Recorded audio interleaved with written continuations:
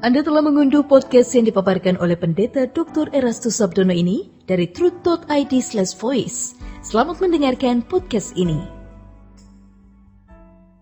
Shalom saudara, kebenaran hari ini berjudul Standar Pengampunan yang Benar. Dalam Lukas pasal 7 ayat 47 dikatakan, dosanya yang banyak itu telah diampuni sebab ia telah banyak berbuat kasih. Begitu kata Yesus. Ayat ini dapat menimbulkan pertanyaan besar, yakni, jika tidak berbuat kasih, apakah dosa tidak diampuni? Nah, masalah bukan? Apakah pengampunan itu berdasarkan perbuatan, dalam hal ini perbuatan kasih, atau karena kasih karunia semata-mata?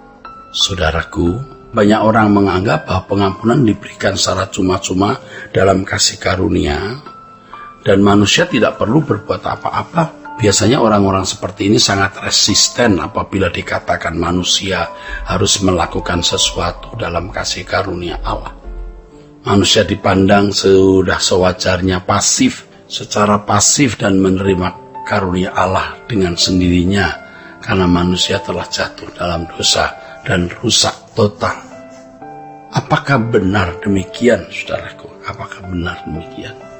Jika dikaitkan dengan Lukas 7 ayat 47, kalimat ini harus dipahami pada konteksnya.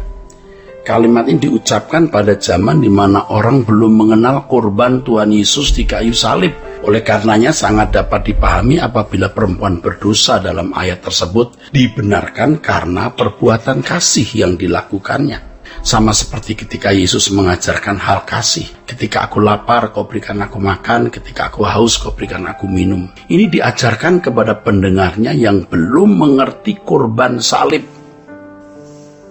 Jadi kita harus memahami terlebih dahulu bahwa kalimat itu diucapkan sebelum Yesus memikul salib. Ya saudara, dosanya yang banyak telah diampuni sebab ia telah berbuat kasih. Itu diucapkan sebelum memikul salib. Tetapi apa kalimat itu tidak memiliki makna bagi kita hari ini? Oh, pasti memiliki makna tersendiri bagi kita. Kita harus membayangkan Tuhan sedang bicara kepada orang-orang yang tidak tahu sama sekali tentang salib. Mereka hanya mengenal Yesus sebagai guru. Ketika Tuhan juga berkata kepada orang-orang bahwa perbuatan baik mereka kepada orang-orang atau saudara-saudara yang hina itu perbuatan untuk Tuhan, di Matius pasal 25, mereka hanya memahami sebatas itu. Jadi apa yang mereka perbuat untuk saudara mereka yang membutuhkan pertolongan itu diperhitungkan perbuatan bagi Tuhan. Itu bisa dikenakan kepada orang-orang non-Kristen yang tidak pernah mendengar Injil atau salah mendengar Injil, saudaraku.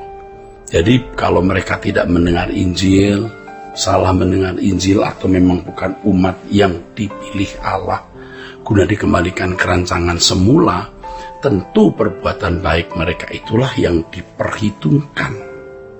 Dan jika perbuatan baik mereka memenuhi syarat mengasihi sama seperti diri sendiri, ya mereka boleh masuk surga sebagai anggota masyarakat. Nah, kalau saudara bertanya, loh Pak, bagaimanapun kan semua orang pasti berbuat dosa atau ada dosanya. Ya iyalah, tapi Yesus telah memikul semuanya di kayu salib. Jadi ketika Yesus berkata dosanya yang banyak itu telah diampuni sebab ia telah banyak berbuat kasih, dan kita bandingkan dengan prinsip sola gratia, kilas dapat kesan bertentangan. Tapi mari kita kembali pada konteks pendengar pada waktu itu. Pendengarnya dalam konteks waktu itu berpikir bahwa yang beragama Yahudi pada waktu itu belum tahu, bahkan tidak tahu sama sekali adanya kurban tubuh anak domba Allah, yaitu Yesus di kayu salib. Jadi saudaraku, kalau Tuhan mengatakan dosanya yang banyak itu telah diampuni sebab ia telah banyak berbuat kasih, kalimat itu jelas diucapkan sebelum Yesus memikul dosa manusia, sebelum salib. Standar umat sebelum salib adalah melakukan hukum Taurat atau hukum yang tertulis di dalam nuraninya.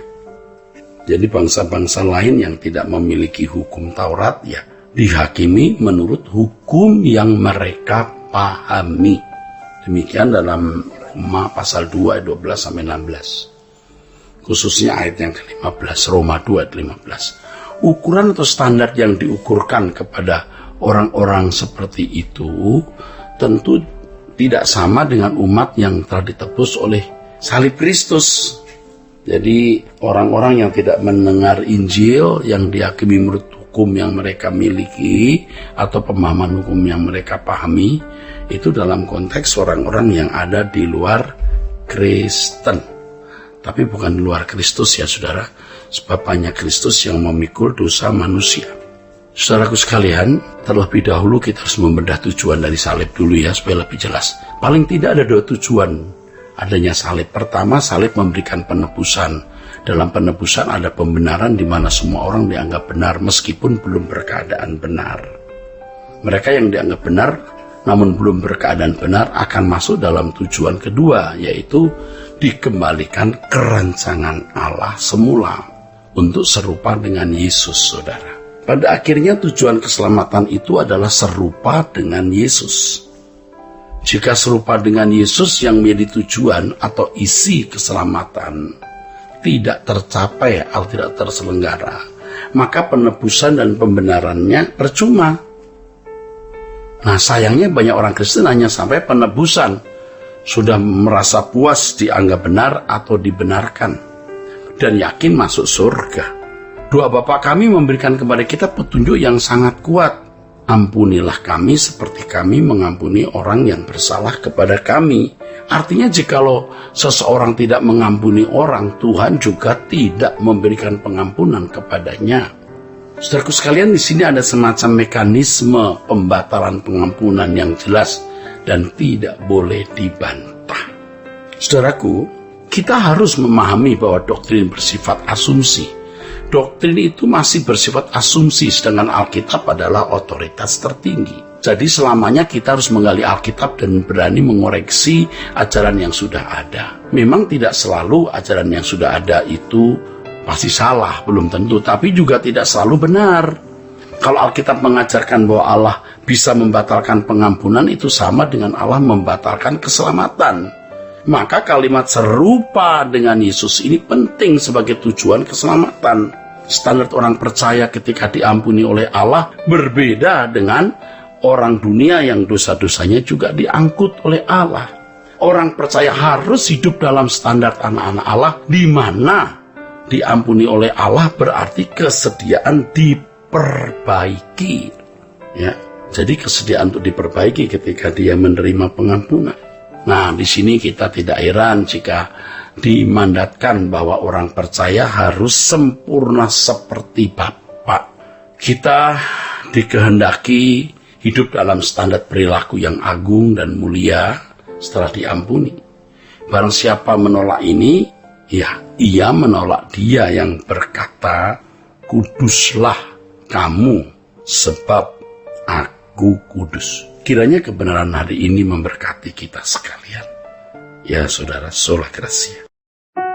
Untuk berlangganan renungan harian dalam bentuk cetak, silakan hubungi Truth Literatur di nomor telepon 0878 7870 7000. Untuk mendapatkan CD khotbah, MP3 renungan Truth, dan CD album lagu produksi Sola Gracia, Anda dapat menghubungi di hari dan jam kerja di nomor telepon 021 638 60953. Tuhan Yesus memberkati. Sola Gracia.